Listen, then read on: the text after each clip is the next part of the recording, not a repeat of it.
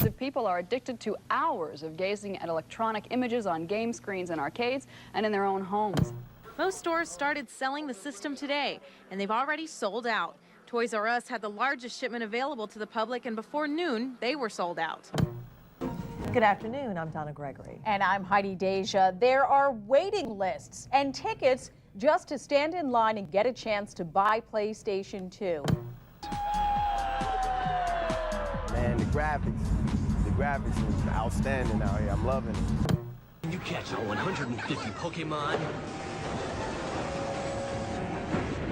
Yeah, on your Game Boy, that's where. Pokemon for Game Boy is here. With both packs, you can catch.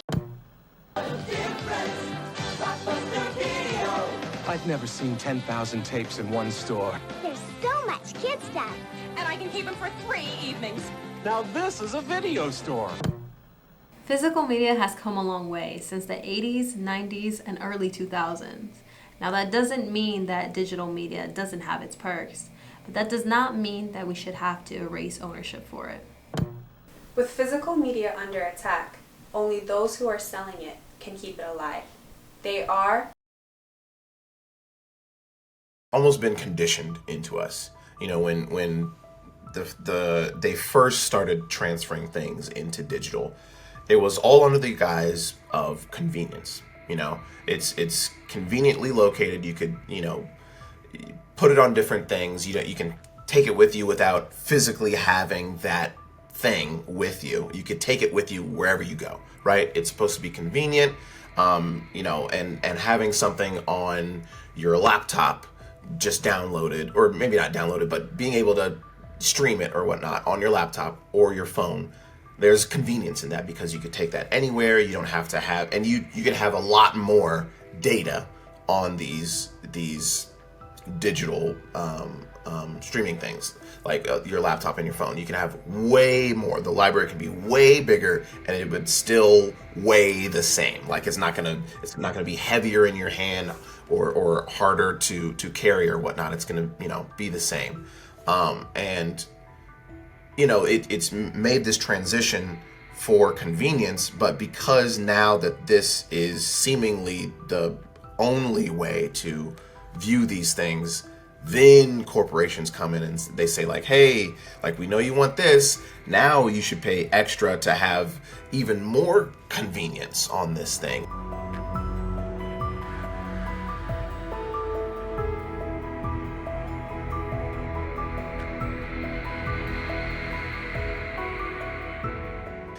All of this was supposed to be for convenience.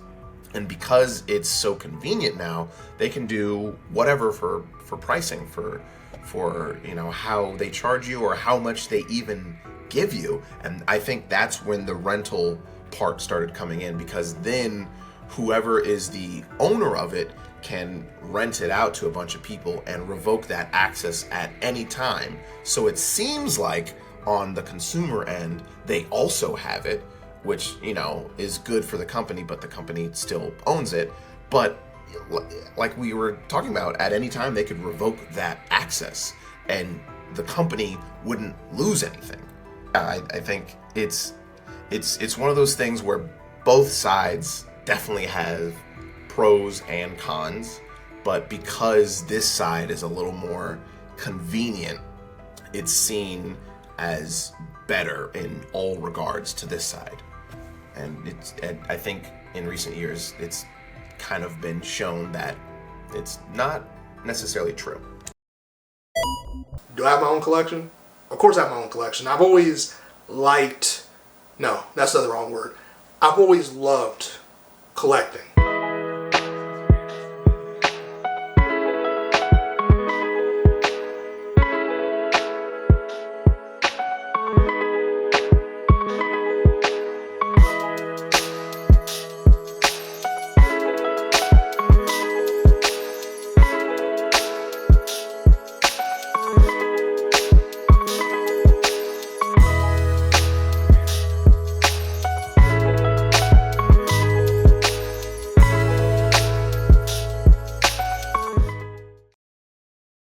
My collection is dope. I remember how I got my first PlayStation 2, right? So I was in maybe, I forgot what grade I was in, but I was really, really young. And my dad worked at Circuit City at the time. For those that don't know what Circuit City is basically Best Buy, right? And so my dad worked at Circuit City. He was a manager. And I was having a really hard time memorizing my ABCs, getting A through Z. Because in my class, around the trim of the ceiling, they would have the alphabet. And we would have to memorize the alphabet. And like each student would come up and have to say the whole alphabet or whatever, right? And I was struggling. Your boy couldn't get through, I think it was F. I think F was messing me up, right? I couldn't get through F, right? And my dad made a bet with me. He said, listen, if you get a perfect A through Z score, I will get you a PlayStation 2, right? My brother had one. You already know, like I said, I always emulated my brother, always wanted to be my brother. So I was like, I need a PS2. I didn't even really know how to play games like that, but I was like, your boy needs a PS2. So I go and study my ass off. There is no, from that grade to after college, I've never studied that hard in my life or anything. I vividly remember this. Went there and got I aced it. A through Z, got it. You know, it was crazy. I couldn't even tie my shoe yet by myself at the time. But A through Z's, your boy could do it frontwards, backwards, sideways. It didn't matter at that point, right? I was good. And when I came home, my dad got the PS2. He got the PS2, and it was crazy because he already bought the PS2. Like, now I got older, and I realized, like, how this man, because he didn't hear about it. So I was like, how did he already have the PS2, like, when I got home? The PS2 was there. So there's no way he would have known I did it.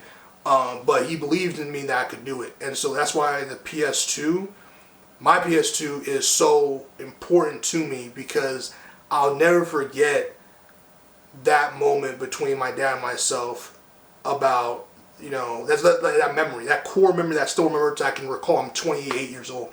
I can still recall that memory. That's how important that PS2 is. It's basically plastic and some computer components in it, but it means something to me.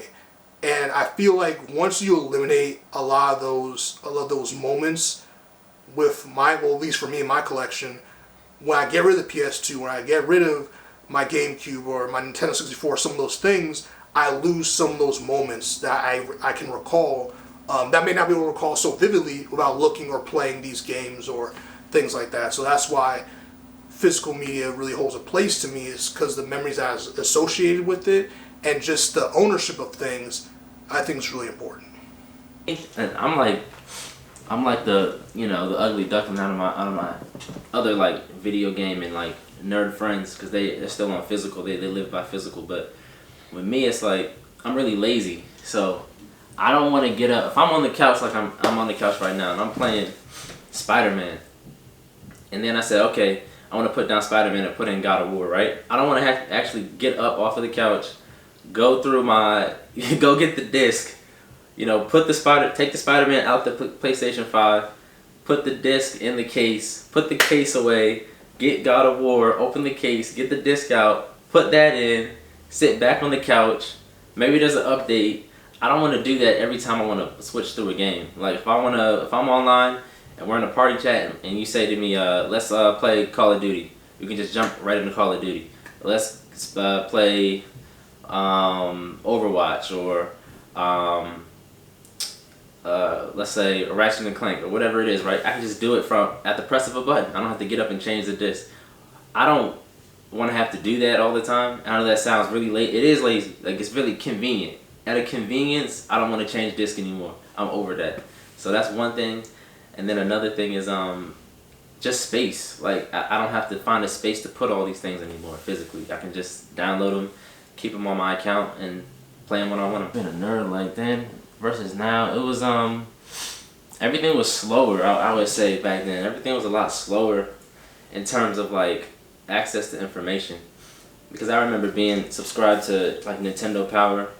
I begged my mother to get the subscription to Nintendo Power, Game Informer, and PlayStation Magazine. PlayStation Magazine was cool because back in PS2, it came with a demo disc. So every month you got different demos of games that would come. And I think that was the coolest thing back then. This is like early 2000s, probably 2001, 2. I remember that every month getting the magazine. And not only like being excited about reading articles in the magazine, but actually getting that demo disc was really cool for PlayStation Magazine. Of course, that was physical, and I still have some of those demo discs too, but that was a really cool thing about that. And now, versus now, you just go on the internet, you know, IGN, YouTube, it's a bunch of people covering video game news. You can just get the information really quick, you know, the same day. But back then, you had to get it on a month-to-month basis, or wait for like E3 to roll around, or watch G4 TV, waiting for them to cover it. But now you can just get it from Twitter, you get it on your phone, you can get it right away. But back then, it was always the anticipation of waiting for that magazine in the mail, or making that trip to GameStop with your friends. You know, the midnight releases, all of that stuff, you had to wait and plan it more, and it meant more because there was a build-up. But nowadays, you could just get it instantly. So I think that's the biggest difference between now and then. It's different when you're playing on a cabinet. Like growing up in the 90s, early 2000s, you know, they don't have them anymore, but going to arcades was like a big thing for me. And you know, being at the mall and my mom's over there shopping, I'm in the arcade by myself for hours with a bunch of quarters. And just the feel of the joysticks and the buttons, and have, you know, the marquee light up, the arcade, and standing next to a cabinet. It's just nostalgic. It's just what I wanted as a kid. As a kid, you know, it was a special thing to actually go to an arcade and play these games, fighting games, light gun games, all that kind of stuff. And you know, as an adult, to be able to wake up every day and just be able to play, you know, thousands of arcade games in your home without having to put a bunch of quarters in there. It was just like the coolest thing in the world to me then, and it's still the coolest thing in the world to me now. So, you know, that's why I still had that itch for it. It still was something that I felt was something that I felt was just like one of the coolest things I could have in my house, instead of having to go to the arcade. Well, they don't even have any arcades anymore. Let's you go to like Dave & Buster's. It's like the closest thing to an arcade you can find. But like traditional arcades aren't a thing anymore. So that's why I bought that. And that one in particular has a bunch of arcade games, obviously, but it also has emulators from, you know, PlayStation 1, 2, 3, Nintendo, PlayStation, Xbox. It has a whole bunch of console games on there too, obviously emulated, but going all the way back to the Atari 2600 till now. So as well as having thousands of arcade games, it has a bunch of console games on there too. So basically, it's like having video game history all in one. It's basically like a video game museum. If like, you know, if someone came from another planet and said, what are video games, I can just show them that arcade machine and say, this is like where they started, and this is where they went, and this is where they are now, and it's all encased in that machine. So I thought it was just a really cool thing to have in that way. So my earliest memories of video games are my neighbor down the street getting Super Mario Brothers on the NES, and seeing that game in his home. He had a CRT television in his bedroom, and seeing that game just absolutely blew my mind. I mean, I probably had been to arcades at that point, but seeing something like that in someone's home, a game that was just so bright and colorful and exciting, and it just felt like a whole world was out there. And you know, we had Atari at the time, but it was leaps and bounds ahead of that. So seeing that really opened up my imagination and excitement about video games. And then my next door neighbor, maybe a year later, got The Legend of Zelda on the NES. And I don't remember him ever letting me play it, but I watched him play it quite a bit. And it had that beautiful, shiny gold cartridge. And just the sight of that box and cartridge, because the box has a little viewing window inside of it where you can see the gold cartridge inside. Just the sight of that was so exciting. And then seeing the game being this open world fantasy game, which I'd never seen anything like it, and not really understanding what was happening. And it was just, again, a mind-blowing experience. And then probably the next year for Christmas, I had 9 presents under the tree, basically. I had one big one, and then I had 8 small ones, all wrapped beautifully. And when I opened up the big one, it was a Sega Master System. And then the 8 little ones were Sega Master System games. Sega challenges you with the ultimate video games. Games that'll blow you away, like Alex Kidd in Miracle World. And coming soon, Monopoly. Knockout games like Rocky, Gangster Town, Shift into more excitement with the arcade hit Outrun. Only on the Sega system. Sega, the challenge will always be there. So I finally had my own video game console, and it was just so exciting to get something. You know, I was probably 7 or 8 at the time, so to get that for myself and then have a whole big stack of games. And I was only familiar with Nintendo mostly, so seeing the Sega stuff, it was just, again, like 8 titles I'd never heard of, you know, Afterburner and Outrun and lots of exciting stuff.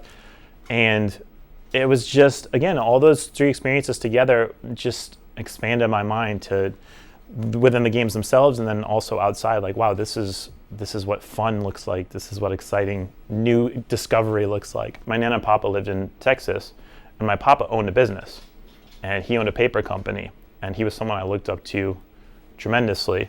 And I remember going into his office many times and seeing the hustle and bustle of the office. It was a big, at least as a kid, it felt like this big, expansive, sprawling sales floor, and he had an office all the way in the back, and you walk into his office and he had a mini fridge and he had a big desk with papers all over. And just seeing him run the business and the concept of owning a business was so exciting and interesting.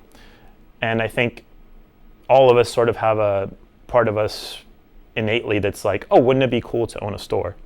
It seems like this far away idea and concept, but it's like, wouldn't that be cool to own a store? And you know, that carried in my mind throughout my life, but I never really thought that I would do it. So I moved to Northern Virginia when I was 22, and I worked for the government for 17 years.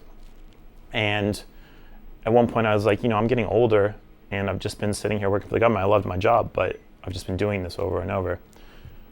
Maybe I should try something new. I love video games. Maybe I should open a video game store. And it was just as quick as that. And then I spent 1.5 years preparing, and then I opened the store. Put me right back to square one. This and take a look around you. The coast is clear. You faced your fears.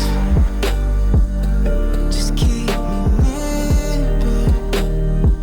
And watch dreams appear. You faced your fears. Just keep me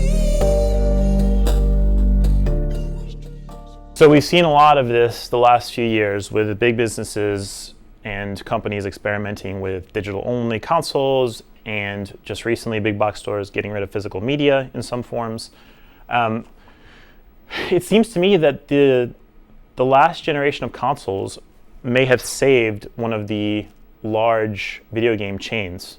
I think they were struggling quite a bit, and the Switch came along and pretty much saved them.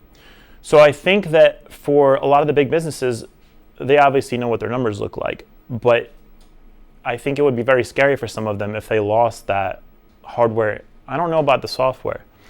The hardware certainly seems to be a game changer for them. If they can no longer sell consoles to their customers, I think it's been proven that maybe other gaming-related merchandise doesn't sell quite as well. So it'll be really interesting to see what happens if we move towards an all-digital front. As for the effect on small businesses, I think it can actually be very positive because, you know, we're a retro-focused game store.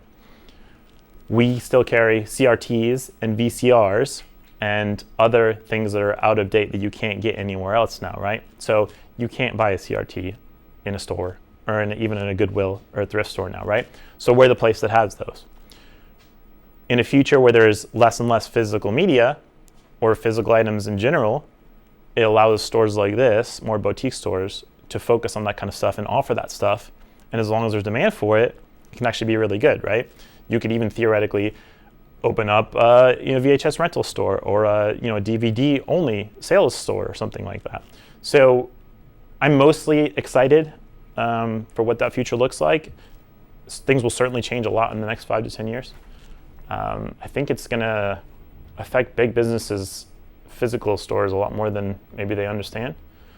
I think it's also been proven over time that maybe some of these bigger companies don't have a strong understanding of their customer base. Of course, they have the data, so they know what they're doing. But, are these stores going to be able to survive on appliances? Maybe. But there's a whole huge market of other stuff out there that they're not tapping. I mean, video games is one of the biggest industries in the country, right? So If they get away from that, then they're going to have a hard time, I think. And it seems to me that it's possible, and not to be too dramatic, but AI has just made a huge leap forward again. And the further we get away from physical items and objects and what is real and what is not real, there's a very good chance that people are going to crave what they can hold and know is real in the future. I know I feel that way. AI is really interesting and cool, and digital media is interesting and cool. I mean, I of course subscribe to Netflix, and that's great. But at the same time, if there's anything that I care about, I want to own it so that I can always use it and always have access to it. And we've had so many examples recently. It seems like once a week I'm seeing stories about this company has removed access to something that people have bought digitally.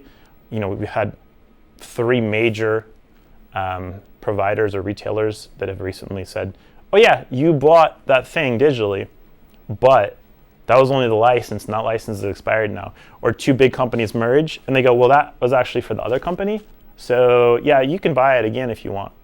But the idea of not owning something that you have purchased is just terrifying to, I think almost everyone.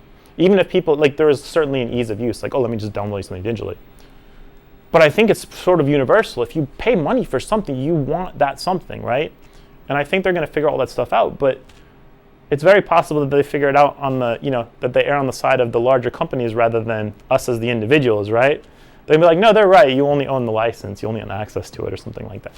And one of the things that gets lost when it comes to digital versus physical media, pertaining to video games especially, is that trading in video games is a big way of how I was able to buy other video games and be able to play so many video games, right? My parents and my family didn't really have the bread like that, especially since my brother, who also loves video games, and then you have me who loves video games, and we couldn't share for nothing. So sometimes either we would have to buy the same game twice, or he also had drastically different tastes of video games. I had drastically different tastes of video games. We're 8 years apart. So he would play something like Devil May Cry, and I would play something like Sonic. So we couldn't even share the same games, even if we weren't arguing, right? That cost a lot of money, and that wasn't happening all the time. So a lot of the ways that I would be able to afford a lot of these games was through trade-ins. Now, there's no secret that trade-ins you usually get screwed over. That's also because that company needs to make their money too. So as an adult, I understand the business behind it. But if I want to get a new game and I didn't have the money and I was too young to get a job, well, one of the only ways I could afford it was to trade in these games for a new game. And it worked. If I was done playing a game, it was going to just sit there anyway. I wasn't at this point now where it's like, oh, these games are worth hundreds of dollars. That wasn't the point back then. The point was, I want to play video games. My friends have the new Call of Duty or the new Madden or something. I want to be able to play that. I don't want to burden my parents. How can I get both? And I was like, oh, trade in your video game. So that's how you can afford it. But how can you trade in a digital copy of a video game? Another argument that's been made by these companies is that the reason why video games keep getting more expensive, not only all the technology, all the technical things, but because it costs so much money to manufacture these discs and spread them all over the place to distribute them, and then people, all that stuff. Well, then why is a digital copy to a physical game worth the same, if not more? That doesn't make any sense. And the employees who make these games have not gotten over the years a dramatic pay increase. They're still fighting for pay increases. In fact, at the time of this video, there's been authorized for a SAG strike on the video game industry for voice actors, right? And many other people who are part of SAG that are part of the video game making process now.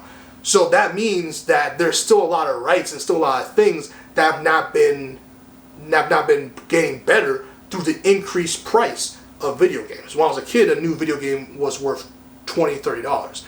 Now, a new video game for a PS5, Xbox Series X will run you about $70. If you want to get a limited edition or something like that, it's going to cost you $100+, right? So the increase in price and the digital product, that's not, the math's not mathing. So comic book stores play a huge part in the nerd and geek community, right? Because while online spaces have made it so you can access or have interaction with people from all over the world, in my opinion, there's nothing that can replace the interaction you have with your local community, right? Because at the end of the day, things that affect you on the community level affect the average person's life compared to like globally. And be able to go to your local comic book store, you know, be able to meet those people in person, be able to see that, oh, I'm not alone. There's other people who like comic books, graphic novels, Dungeons and Dragons, Pokemon, One Piece, whatever card game you're getting into now, or Magic the Gathering, for example, things like that. You get that in person.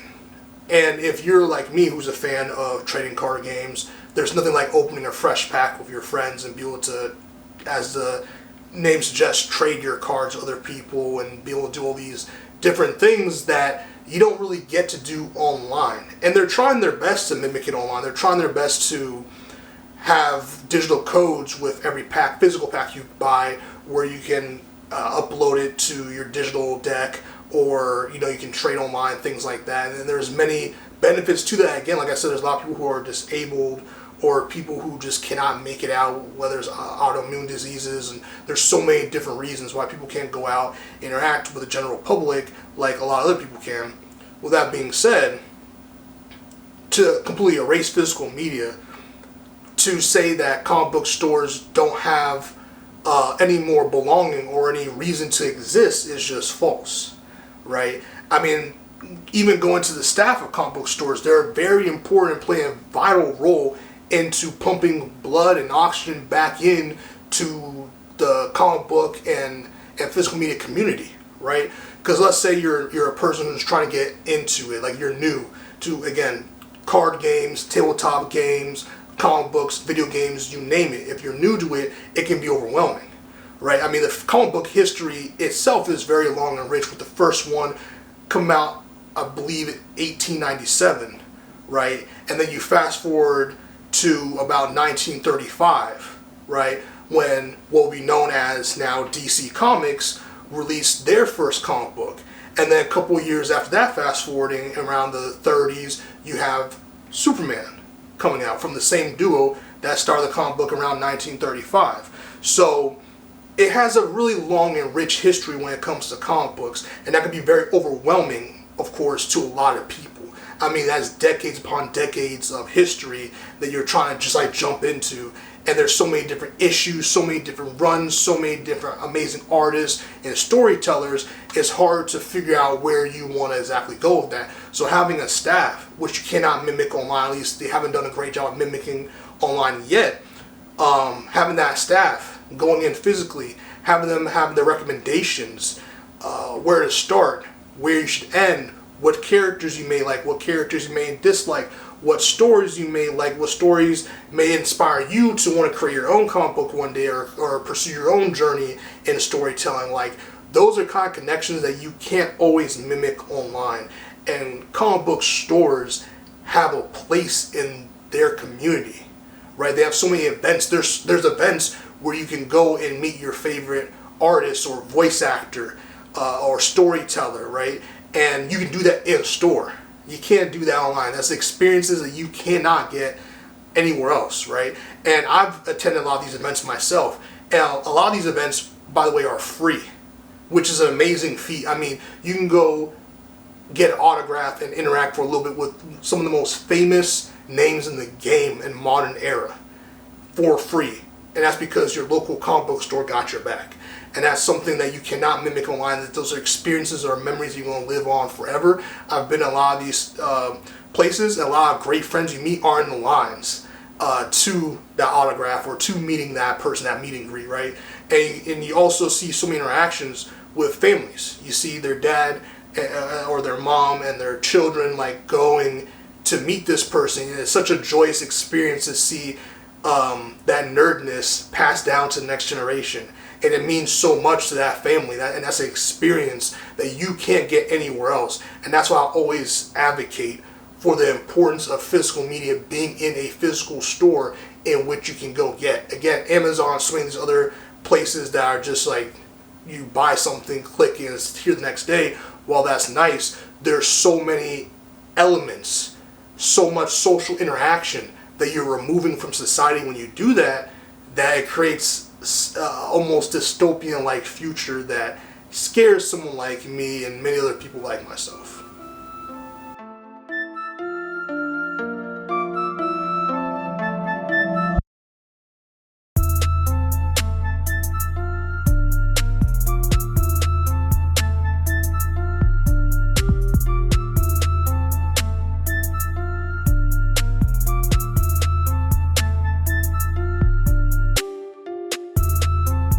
I love about comic book stores is it's an escape, you know? You get to come to this place where you have, where you're surrounded by everything that you love, everything you're interested in, and it's a whole different world from like, you know, outside of here. You're surrounded by pop culture, people who are also nerds, and it's just an escape from your reality to just come here and spend time and browse the shelves and be greeted by like similar people, you know? Yeah, for me, I mean, I grew up going to comic shops as a kid, and comic shops, record stores, skate shops, whatever it might be, they were always like a constant. You know, I moved around a lot, so it was cool to see different, you know, there's always like, oh, let me find the comic shop, let me find the record store. And you always felt like you belonged there. It's and the like, place you fit in. You fit in, yeah. And like, you know, like I think that's what's cool, and that's the thing that at Third Eye that we're really like, this is the place where everybody comes and we got their favorite thing, and we all speak the same language, which is our love of the things that we're into, you know? It all starts here. So you're not gonna get Invincible without this, you know, because Invincible, it's got to brew, it's got to stew for years before it makes it to Amazon.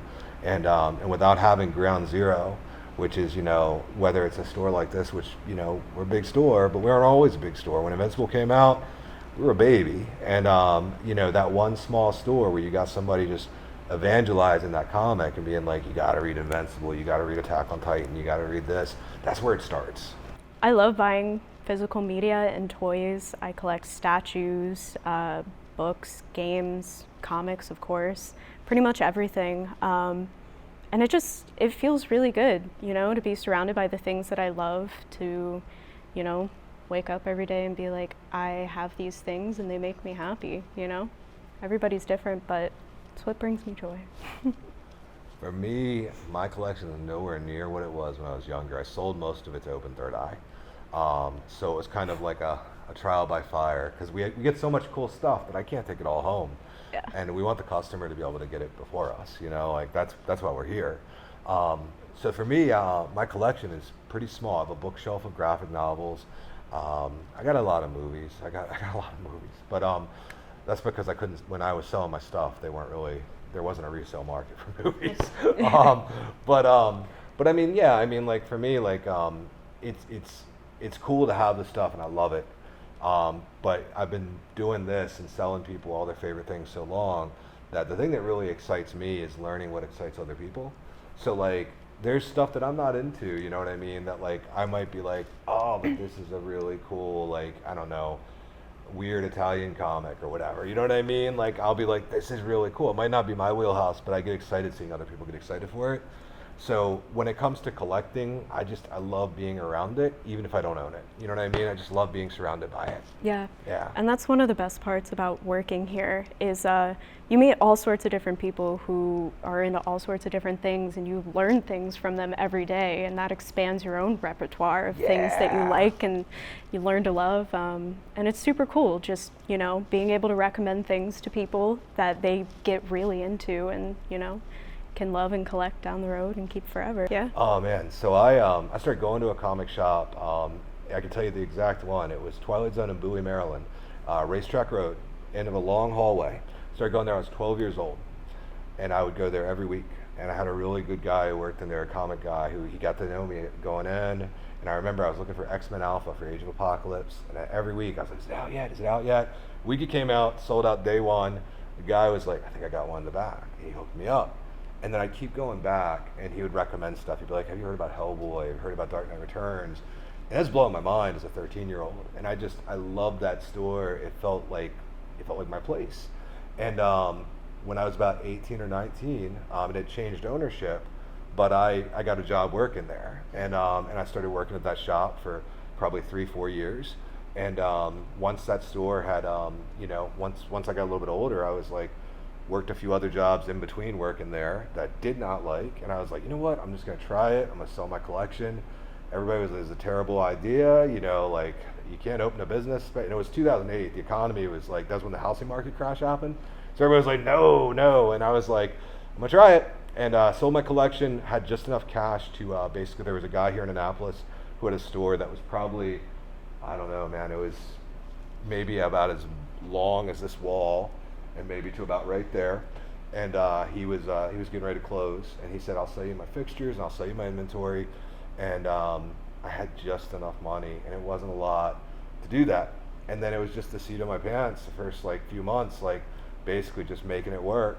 And we just did it, you know. It was my wife Trish and I, and we just pushed through, and that store turned into a bigger store that was a little bit bigger, and then it turned into a little bit bigger, and you know, before we know it, in 2017 we had moved Third Eye from up on West Street to over here, and now we got like 8 or 9 stores now, like, yeah, like that. Yeah, like 8. So like, yeah, it's crazy, and it's just, I just love doing it. Like, and I think that's true for everybody that works here. I mean, Emma started working here. How old were you?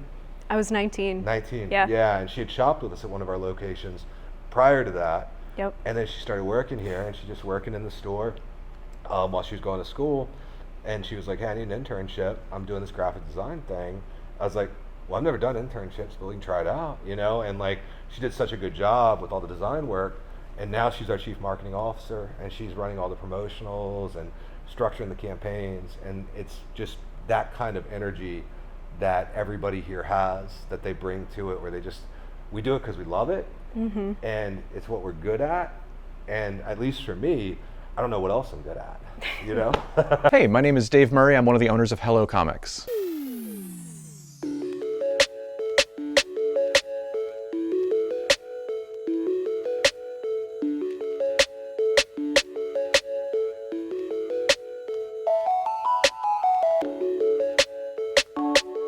I mean, I think, like, I myself, I'm a big physical media guy, but I also use digital a fair bit. It's really convenient if you're like catching up on a long-running manga or something, if you have that digital option. But the physical media is just so nice to hold in your hands, like, you know, looking through the old ads, just smelling the paper. For a lot of people, it takes them back to, you know, when they were younger and first saw these issues. I think that's a big part of why people love to collect and why people love hunting down the comics from their childhood, or, you know, just things that remind them of like themselves in the past.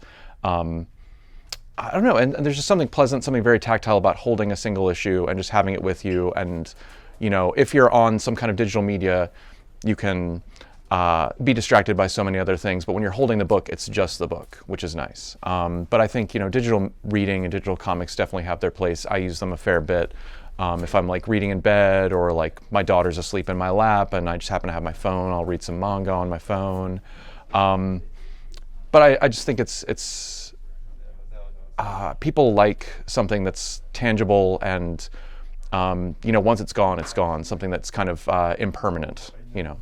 Comic books are this notoriously, like, there's so many books coming out, there's so many books out there. It's this very nebulous, and for some, like a very frightening area of media. There's a lot of bad depictions of comic book store owners and like comic books being very gate-kept. So it's nice to be able to introduce people to this world that we know well and to show them, you know, things. We believe comics are for everyone. So it's nice to be able to help people find a book for them, or something that they may have forgotten, or something that they have never known about. Yeah, it's just nice to be able to show people that world. And kids, we sell a ton of kids books. Selling comics to kids is like #1 best part of the job. Getting people hooked on that first series, or like just helping them find something new for themselves. It's so great, and kids are so receptive to like new stuff, and they're so excited. It's also like one of the best ways to get kids learning how to read. It's called dual coding. When the brain sees images and text together, combined in like a graphic novel form, that's like hands down the best way to learn. And so for kids, that's a great way to learn reading, or just about anything. I mean, there's tons of kids comics on like anatomy and science and just weird stuff like that, that you wouldn't expect in comic form. So it's just so rewarding to be able to show people all of the great things that comics has to offer. Oh yeah, I mean, it's just like, I feel like it's important to be like a hub of the community, especially, you know, I think bookstores, you know, went through a rough time, but it's a great community gathering place. I feel like having a physical location where people who like this kind of thing can meet and gather. It's important to have that in the community, I think, and it, you know, can bring people together. It's like physical spaces where people can meet or like spend part of their week is just so vital. Yeah, I mean, I think there'll always be I mean, we're certainly not getting rid of digital media anytime soon. I like a lot of digital media and streaming stuff, and a lot of digital comic services.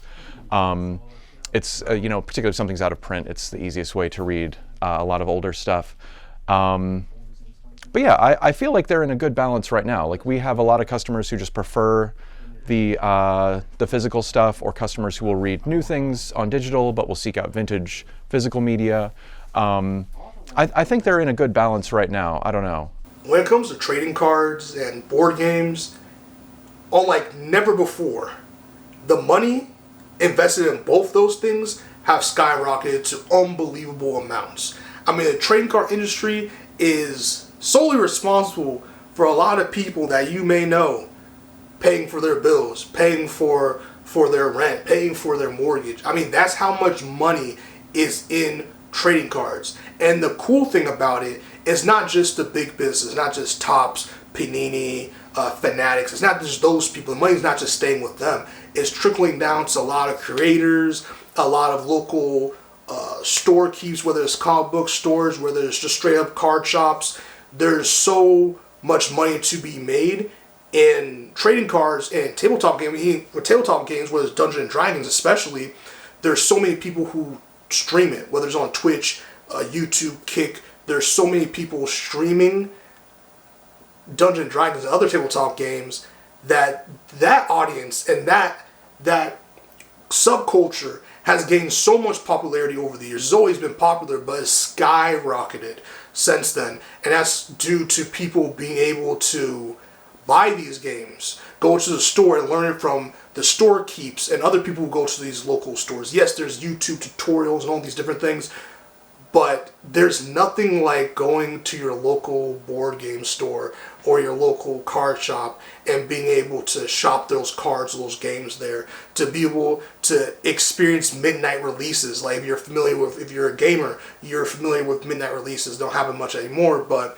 an opportunity where you can't legally sell this game or these cards until that certain day. So they have midnight releases where as soon as the new day starts, technically, you're able to go buy these games. And a lot of people camp out, a lot of people with their friends line up, and it's such a interesting and dope experience that you can't get online. Like online with online libraries, online stores, once the hour strikes, you're able to start downloading your game, which is fun, and it's cool because then you can just hopefully play your game as soon as possible, opposed to now where everything has to be downloaded. So when you go to the store, you get your video game, or you get some of these things, you have to go back and download it. But with trading cards and tabletop games, it's a lot different. You can go to these midnight releases and play, and you can rip as much as you want. You can also go and play these games with your friends in these shops, and it's just a moment, it's an experience that you can't get digitally yet, right? There's multiplayer games and stuff like that you can do, but when it comes to board games, when it comes to card games, like that kind of experience, those kind of moments that you're going to cherish forever, those kind of moments that explode and make the hobby so much bigger than life itself in some cases, you can't get that without being at some of these stores. Believe it or not, I love the people the most about selling trading cards, whether it's the people on those cards or the people that you're selling actually to or buying from. A lot of these people have great stories. A lot of these people come from all types of walks of life that maybe you're not too familiar with. And so between players, between athletes or celebrities or just run-of-the-mill people that you talk to on a daily basis, the people would be my answer for that. If I do say so myself, let's get it. Let's run it up, back. Black jacket, gold paddock. These niggas don't want no static. New money, new traffic. Pain will attract like magnet.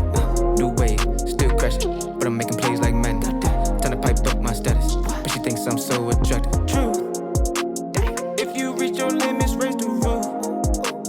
We ain't trying to argue, bring the truth. She told me what she wanted wasn't you. Damn, that's tragic. So nigga, self-reflect and start anew, and just flip it and move.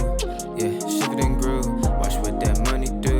Y'all niggas stay in tune. Yeah, bend the rules. It's time to change the view. The process is you got to be organized. You got to make sure you have your inventory or your cards. You look up what everyone in the industry calls comps, and comps are basically looking at the prices in industry, whether it's sold on eBay or different platforms like Alt or Terapeak or 130 Point. All of these different kind of companies do very similar things. There's other you can pay to use different subscription services, but using eBay sold listings or 130 Point, Alt, all these places do a great job at showing you the prices of cards or commodities or trading cards that are being bought and sold on a daily basis. So just to go back to the question, you have to be organized. You have to make sure you know the prices that you're willing to accept and sell and buy for. And when you're selling trading cards, you have to make sure you take great pictures, make sure nothing, no stone is left unturned in terms of back is clearly displayed, front is clearly displayed.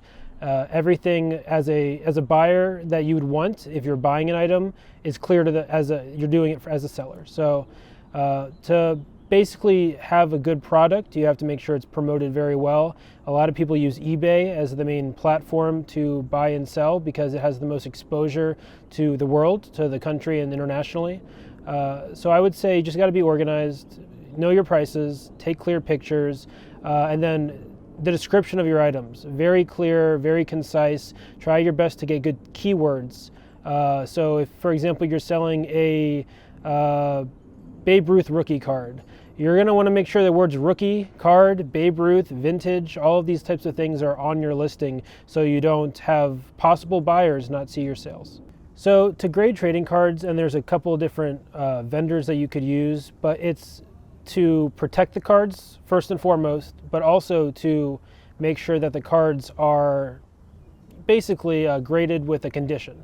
So you could have an item that's graded very high, which means it's in great condition, typically gem mint condition, or you could grade a card and it's graded poor, 1, 2, 3, 4, very lowly on a 1 to 10 scale. There's different vendors that you could use, which include PSA, which is the industry gold standard, I would say, in terms of not necessarily their determinations of grades, but just buying and selling. Everyone uses PSA for the maximum amount of profit in terms of what you're buying and selling. For actual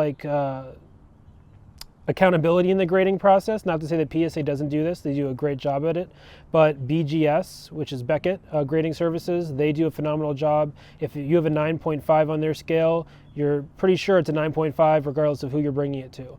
CGC also does another great job. SGC is another company, does a great job. All these three-letter acronym grading companies are the gold standard, besides PSA, of course, in this space. And for people slab things, and that's the acronym to slab it. People slab things for different reasons, and I would say the big reason people do it is it just consolidates value. And so you have something, you can take away what you think the value could be. If you grade the card, you could basically, because everything is running off of comp, so if you have a 9, everyone knows what a 9 grades and sells at. If you have, let's say, an ungraded card, that could be based on conditions, sell really high or sell really, really low. And so people like to consolidate the values of their items, and they do that by grading their cards 1 to 10 scale. There's another option, and I'll show you a little bit later with some of the stuff I have. You can just get the card authenticated. And so if you don't care about the card grade, you don't care about the condition, you just care about the actual item itself and you want it protected, that's an option too. Primarily what I do as a buyer and seller, what I do is first I gotta find product. And so how do I find product? I go to companies like MySlabs, which are great for raw and graded trading cards. I look at companies like eBay, ComC. ComC operates off of eBay. They have their own store as well.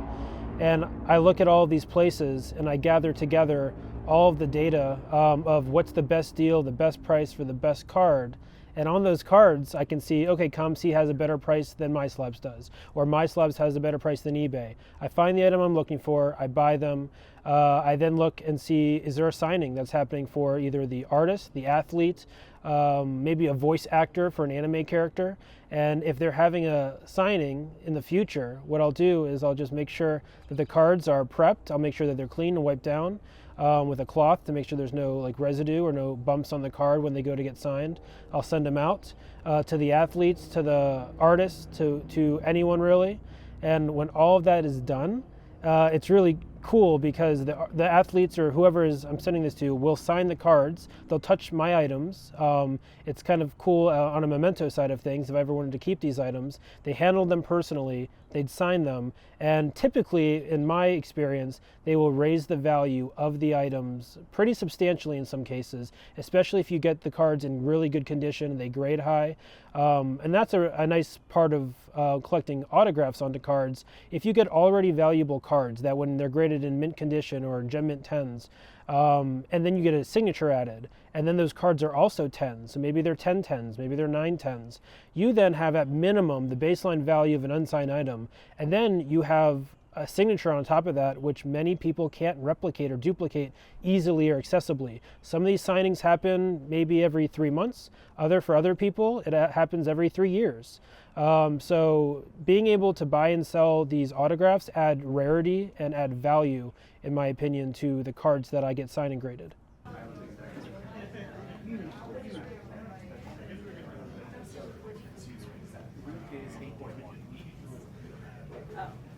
What was this again? 7?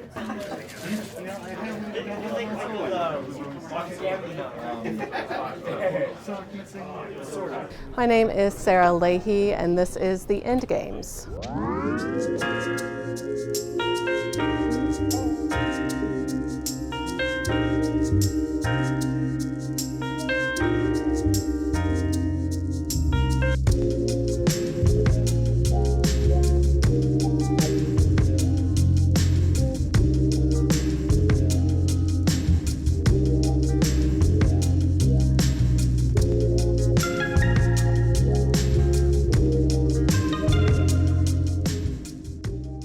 This iteration of the store has been around for about 13, almost 14 years. It'll be 14 this April, so in a month.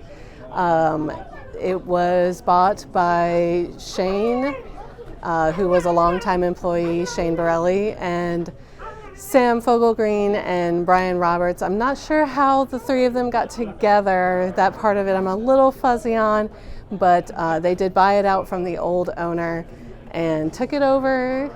They've moved several times. In fact, when I joined up, we were literally across the parking lot, then moved over the next month to the current iteration.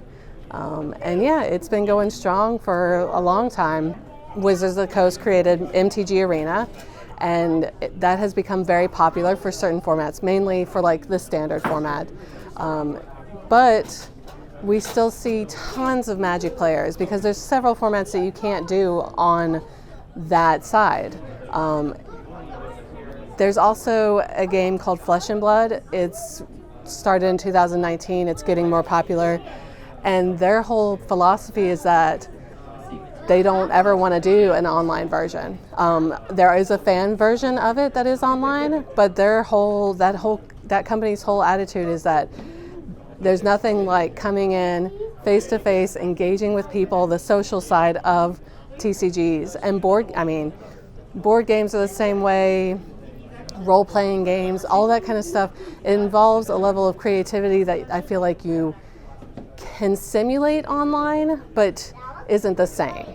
And I think that's the missing link there. So no matter how many resources and other avenues come about online, I think it'll always come down to personal engagement. Honestly, as much as I am not what I would term a people person, coming in and engaging with the customers is a big part of that. They love coming here. They love engaging, they love playing together, they love setting up games, they love talking to us about the games. So many people talk to me about card games that I don't know anything about them. But I'll sitting there and enjoying their passion for it and their excitement, and just, the little kids with the Pokemon cards, they're so excited for the shiny Charizard or the Pikachu, and that just goes up, as you age. They're not quite as excited about the shiny, but a lot of them are. Don't let them fool you.